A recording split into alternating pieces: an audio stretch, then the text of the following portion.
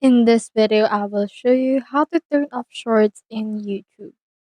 So as you can see right here, I have in here the shorts. So I have some suggestions and it will also autoplay like this one. Now what you can do is you can click on the three dots on the shorts and then click on this not interested. Now once you have done that, this video will be removed so you can just continue doing that until it disappears.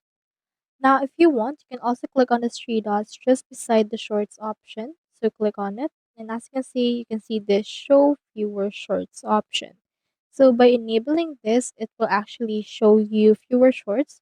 Although it will not automatically turn off or remove everything, it will actually show you fewer shorts.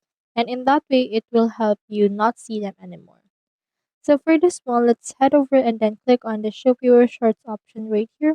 And as you can see, it actually added that layer right there. So that's how you turn off shorts in YouTube. Hope you helped.